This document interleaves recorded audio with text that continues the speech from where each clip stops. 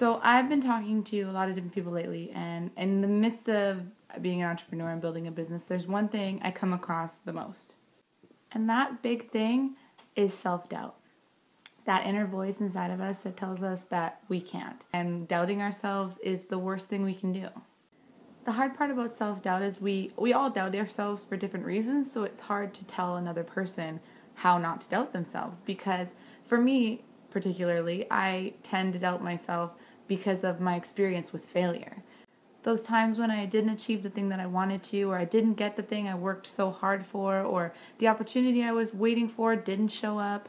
And also just my experiences with bullying and being told that I wasn't good enough or wasn't something enough really created those inner, deep-seated, rooted feelings of maybe I'm not enough, you know? So today, because I've been talking to a lot of people about this in the last couple of days, I wanted to share some of my tips and some of the things I've learned over the years on how to curb those negative thoughts and that self-doubt, and how to tell that inner negative Nancy to just shut up.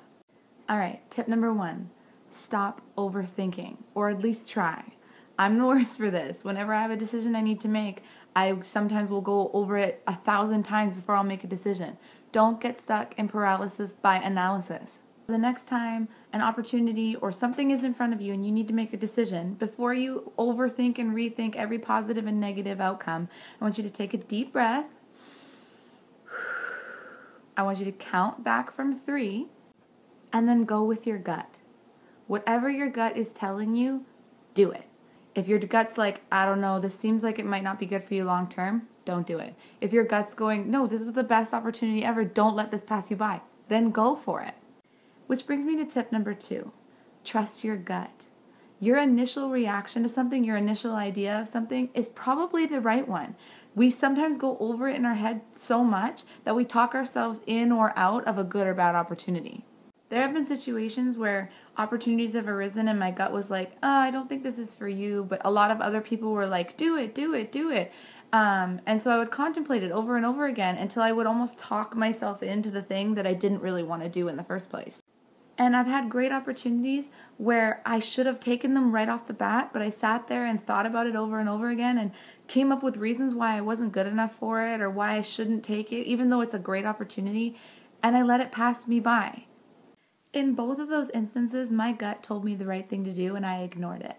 I should have taken that good opportunity right when it presented itself. I should have said no to that bad opportunity.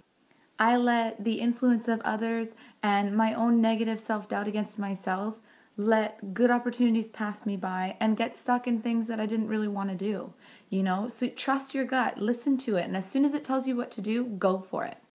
Tip number 3, don't worry about what other people are thinking. I know it's easier said than done, but trust me, when you practice that every day, practice making decisions just for you, for what you want, you will be much happier in the result of that decision because you made it for you and nobody's influence was weighing on it. It was just your decision in that moment for what was best for you. I know it's hard to not worry about what other people are thinking, especially if you're an entrepreneur or something where you're building a business or creating an idea or trying to bring out a product that other people will like. Right? So throughout your creative process, you're hoping other people will like it. But the trick of it is, the person that needs to like and believe in your idea or product or business the most is you. You have to believe in it. Your belief has to be so strong that other people can feel it when you walk in the room. You have to stand behind yourself the most. You have to love and believe and support yourself and your ideas the most. Because when you love and believe in yourself and anything you have that much, people can feel it. It like radiates onto them. That's how other people will get behind you. And that's how real connection is made. People inspiring each other through their belief in their ideas and their love and support of each other and themselves. There are so many people that inspire me just with their energy. When they walk into a room, the type of person they are inspires me.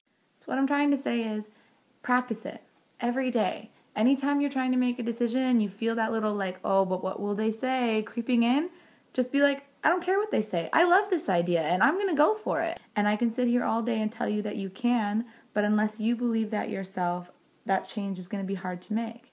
Like I said, everybody's self-doubt and negativity comes from a different place. Mine comes from past experience, which brings me to my last tip.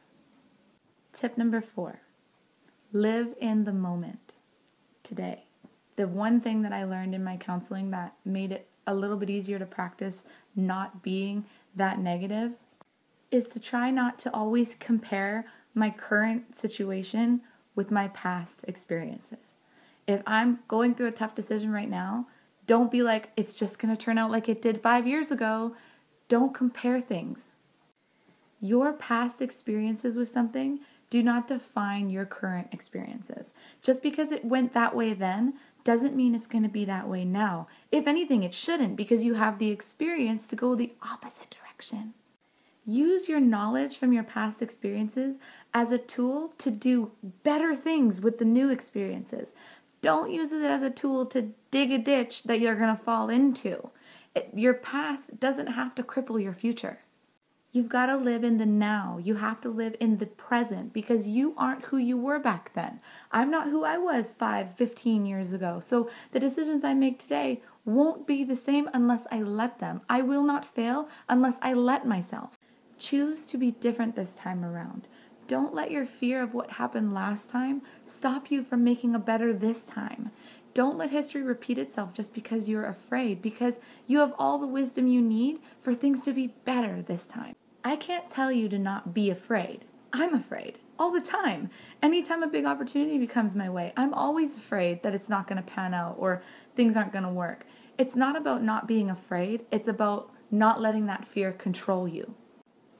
Feel the fear, take a deep breath, count back from 3, and do it anyway. Because you can overcome it this time if you just believe in yourself.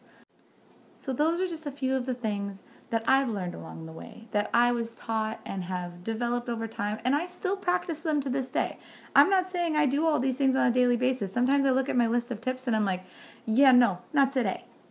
But then I take a deep breath and I count back from 3, and I remember why I developed these tips for myself in the first place and why I do them. Because they work and they help and they make everything slow down for that moment. So I can really look at the situation that I'm in and make the best decision. And that's why I'm sharing it with you, because I want you all to be able to have those tools as well and those reminders as well, so that when you are in that kind of situation, you can look back and remember these 4 tips. Stop overthinking, breathe and count, trust your gut, don't worry what other people are thinking, and live in the moment.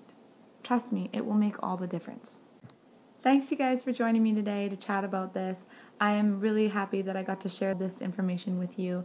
I hope that in some way it helps you guys with your current situations or future problems to come. So keep your head up and stay awesome, you guys.